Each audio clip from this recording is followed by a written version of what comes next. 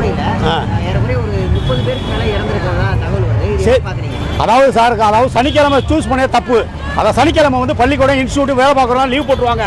அதுக்கப்புறம் என்ன பண்ணால் சட்டப்படி வந்து அந்த கரூர் கொடுத்த சூஸ் பண்ண இடம் தவறு. அதை வந்து இந்த பொதுச் செயலாளர்லாம் போய் பார்வையிட்டு இருக்காங்கல்ல, 2ஆம் தலைவர்கள் இவங்கெல்லாம் போய் பார்த்து இந்த இடத்துல இவ்வளவு லட்சம் பேர் வருவாங்களே, இதில் பண்ணலாம் அப்படின்னு இது முட்டாள்தானே. இந்த மாதிரி ஒரு சனிக்கிழமை சூஸ் பண்ண தப்பு சார். மற்றபடி யாரை குறை சொல்ல தவறு இல்லை சார். ஒரு சதுரடிக்கு 2 பேர் நிற்கலாம் சார், 100 பேர் நிற்க முடியுமா? இது மாவட்ட முட்டாள் தானே. இதோட உனக்கு பரப்புரை நிப்பாட்டிங்க. தமிழ் மக்களை வந்து ஒன்று நடிப்பு துறை வச்சு ரோடு வர வைக்காத. முடிஞ்சா நீ சோசியல் மீடியாவில் வந்து பரப்புரை பண்ணு. நீ மக்களை ரோட்டில் கூட்டியாந்து இத்தனைக்கு வர்ற அதுக்கு வரேன்னு உனக்கு நடிப்பு தொழிலை விட்டுட்டு நீ இதுக்கெல்லாம் வராத. இந்த இதுக்கு யார் பதில் சொல்றது? தமிழ்நாடு அரசு சொல்லுமா, காவல்துறை சொல்லுமா? யார் மேலும் தவறு இல்லை சார். சார் நான் என்ன சொல்றேன்னா, உங்களுக்கு அவர் சூஸ் பண்ண சாட்டர்டே சூஸ் பண்ணக்கூடாது. ஏன்னா அந்த பள்ளிக்கூடம் போய் லீவாக இருக்கும், வேலை போனவங்க லீவாக இருக்கும், நெருக்கடி. அதாவது இந்த ஒரு 10 அடிக்க 10 பேர்னா 100 பேர் நிற்க முடியாது.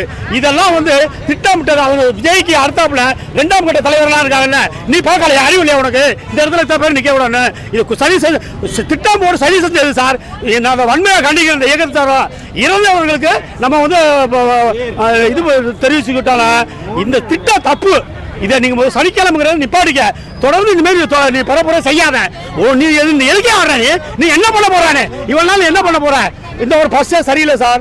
கிட்டத்தட்ட 30-40 பேர் இறந்துட்டாங்க. தமிழ்நாடுக்கு பெரிய அசிங்கம் அது. சின்ன சின்ன கை குழந்தைகள்லாம் இறந்துருக்காங்க. உனக்கு அறிவு இருக்கா? இவ்வளோ பிரச்சனை வரப்போதே எல்லாம் தெரியுமா தெரியாதா? காவல்துறை கொடுக்குறது எல்லாம் சரியில்லை. நீங்க டேட்டா தள்ளி வைக்க முடியாதுயா. அதை குறுகிய ரோடு நெரிசல் நிற்க முடியாத இடத்துல 5000-10,000 பேர் நிற்க முடியாத இடத்துல 100 பேர் நிற்கிற இடத்துல 5000-10,000 பேர் நிற்க கூடாது. இதுக்கு காரணம் வந்து அவங்க தான் சார் பொறுப்பு இருக்கணும். விஜய் உச்சி தான் பொறுப்பு இருக்கணும். அது கொள்கையற்ற ஒரு மற்ற மனிதர்கள் மீதான அக்கறை இல்லாத ஒரு பெருங்கூட்டம் வந்து உருவாகிருக்கு நம்ம நாட்டில். அதுக்கு வந்து இந்த முக்கியமாக இந்த திராவிட கல்வி முறையும் பண்பாடற்ற ஒரு கூட்டத்தை உருவாக்கி இருக்கிற அந்த செயல்களும் தான் மிகப்பெரிய காரணம். திரை கவர்ச்சியின் காரணமாக அவங்க என்ன பண்ணுறோன்னே தெரியாமல் பக்கம் இருக்கிற சக மனுஷனை மதிக்க தெரியாத மிதிச்சு கொண்டிருக்காங்க இன்னைக்கு. அது இது வந்து ஒரு மனிதநேயமற்ற ஒரு மிகப்பெரிய அழிவு பாதைக்கு கொண்டு போயிட்டு இருக்கிற ஒரு மிருகத்தனமான செயலை தான் நான் பார்க்குறேன். நடத்துகிற ஒரு கூட்டத்துக்கும் ஒரு நடிகர் நடத்துகிற கூட்டத்துக்கும் பல வித்தியாசங்கள் இருக்குது. நடிகர்னா குழந்தைகள்லேருந்து பெரியவங்க திரையிலே பார்த்துட்டு இருந்தவங்க நேரில் பார்க்கலான்ட்டு போகிறது நிறையா, புரியுதுங்களா? அது தலைவனை பார்க்குறது இருந்ததுன்னா திரையில் தேட மாட்டாங்க. மக்களுக்காக போராடுறவங்க பார்த்தீங்களா, அவனை தான் தேடுவாங்க தலைவனை. அதனால் நடிகனை பார்க்க போயிட்டு வீணாக அவங்கவுங்க குடும்பத்தில், அதாவது அவங்க குடும்பம் தான் இழப்பு சந்திச்சுக்கிறாங்க, நடிகை இழப்பு சந்திக்கல. என்ன செய்யணும்னா உயிரிழப்பு தடுத்துருக்கலாம்னு நினைக்கிறேன். இந்த மாதிரியான விஷயங்களை கையாண்டுருந்தா இதெல்லாம் நடந்திருக்காதுல்ல அப்படின்னு ஏதாவது உயிரை இழக்கிறதுக்கு காரணமே இந்த நடிகை பார்க்க போகிற ஆசையில் தானே போகிறாங்க. அப்போ கூட்ட நெரிசல் வருமில்ல, புரியுதுங்களா? அப்போ என்ன சொல்லணும், நடிகைக்கு வரவங்க வந்து நாம் திரையில் பார்த்தா போதும்னு நினைக்கணும், புரியுதுங்களா? நடிகனை வந்து அப்படி தான் பார்க்கணும். நடிகனை வந்து திரையில் பார்த்தா போதும். நாம் காசு கொடுத்து அவங்கள பெரிய ஆளாக்குறோம், புரியுதுங்களா?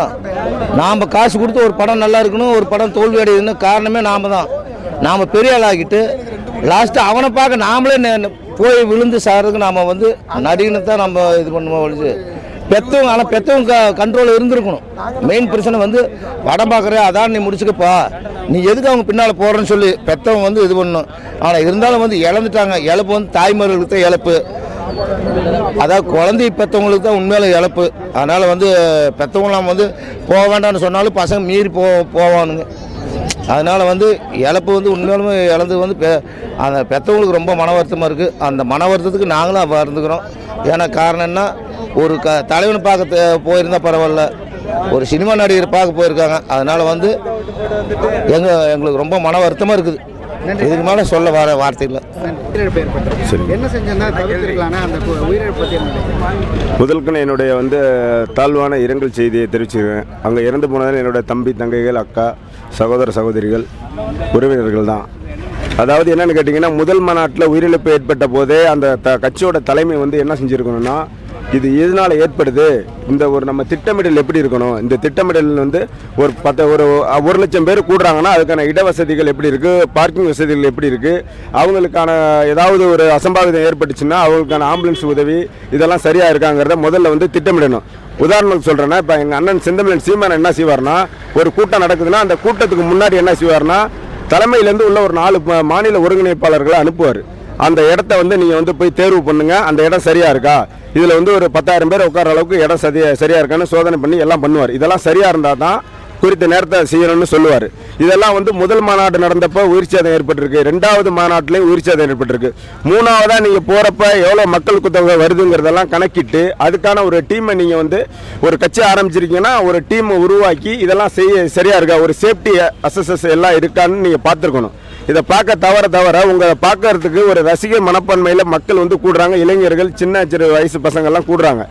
இதெல்லாம் நீங்கள் சரி பண்ணாமல், அதாவது எப்படின்னா நீங்கள் கூட்டம் தேர்வு பண்ணுற இடமே மிக தவறான இடமா இருக்குது. இது வந்து அரசும் இதில் வந்து மெத்தனை போக்கில் இருக்குது. இது வந்து இதோட வந்து ஒரு பக்கம் பார்த்தா டிவிக்கோட தலைமையும் இதில் பொறுப்பெடுத்துக்கணும், அரசும் எடுத்துக்கணும். என்னன்னா ஒரு 5,000 பேர் கூடுற ஒரு 4 முனை சந்திப்பில் வந்து நீங்கள் வந்து ஒரு 15,000 பேர் கூட்டினீங்கன்னா கண்டிப்பாக வந்து ஏதாவது ஒரு அசம்பாவிதம் நடக்கும். இதை நீங்கள் வந்து திட்டமிட்டு என்ன செய்யணும், அவங்களுக்கான ஒரு இடத்த ஒதுக்கி கொடுக்கணும். அதையும் அரசு ஒதுக்கி கொடுக்க மாட்டேங்குது. இதை நடத்தக்கூடிய அரசியல் தலைவர்கள் புதுசாக வந்திருக்க விஜய் அவர்களும் இதை கவனத்தில் எடுத்துக்கிட்டு அதுக்கான இப்போ ஒரு 10,000 பேர் கூடுறாங்கன்னா அதுக்குள்ள இட வசதி இருக்கான்னு அதையும் செய்ய மாட்டேங்கிறாரு. அவர் வந்து இப்போ ரசிகர்கள்லாம் சேர்ந்துட்டாங்கன்னா போதுங்கிற மனப்பான்மையில் இருக்காரு. அந்த மனப்பான்மையில் இருக்கவே கூடாது. இன்னும் நெருங்கி அவங்கள ஒரு நெறிமுறைப்படுத்தணும், அவங்களுக்கான சில வழிமுறைகளை சொல்லணும். இதுதான் இப்படி தான் இருக்கணும், நம்ம கட்சின்னா இதான். இதெல்லாம் வந்து எப்படின்னா ஆர்வ கோளாறுல, குறிப்பாக சொல்ல போனால் ஆர்வ கோளாறுல வர்ற பசங்க.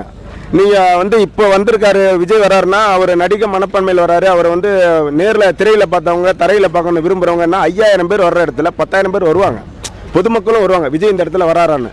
அதுக்கான இடவசதிகள்லாம் இல்லாதனால இது நடந்திருக்கு. இதுக்கு வந்து அரசும் இது பொறுப்பேற்றுக்கணும். தமிழ்நாடு அரசு, ஸ்டாலின் அரசு வந்து கண்டிப்பாக இது பொறுப்பேற்றுக்கணும். ஏன்னா 2 மாநாடு போட்டிருக்காங்க. வாரம் சனிக்கிழமை 3 வாரமாக நடந்துகிட்டு இருக்கு. அங்கே மக்கள் தொகை எப்படி வருது, பொது சொத்து எப்படி சேதமாகுது. இப்போ நாம் தமிழர் கட்சிக்காரன் ஒரு இடத்துல அனுமதி கேட்டு கூட்டம் போடணுன்னா கூட பதாகை கிழிக்கிறாங்க, இங்கே வைக்கக்கூடாதுங்கிறாங்க. இவ்வளோ இது நெருக்கடி கொடுக்குறாங்க. இன்னைக்கு பாருங்க, இங்கே ஒரு மாநாடு நடந்திருக்கு, மலையலி மாநாடு. இந்த அரங்கத்துக்குள்ளே ஒளிபெருக்கி வச்சிருக்காங்க, இந்த வாசலில் கூட வைக்க எங்களுக்கு அனுமதி இல்லை. ஆனால் அவங்களுக்கு பொது வேலையில் கொடுக்கட்டும். பாதுகாப்பான நெறிமுறைகளை கடைபிடிக்க சொல்லணும். அரசும் இதை கையில் எடுத்து செய்யணும். இதெல்லாம் பார்க்கறதுனா இது முதல் கண் வந்து தமிழ்நாடு அரசு இது பொறுப்பேற்றுக்கணும். அடுத்தது விஜய் அவர்களும் இதில் பொறுப்பெடுத்துக்கணும். இது இறந்து போன எங்களுக்கு நாம் தமிழர் கட்சியோட சார்பாக ஆழ்ந்த இரங்கலை தெரிவித்துக் கொள்கின்றோம். நன்றி, வணக்கம்.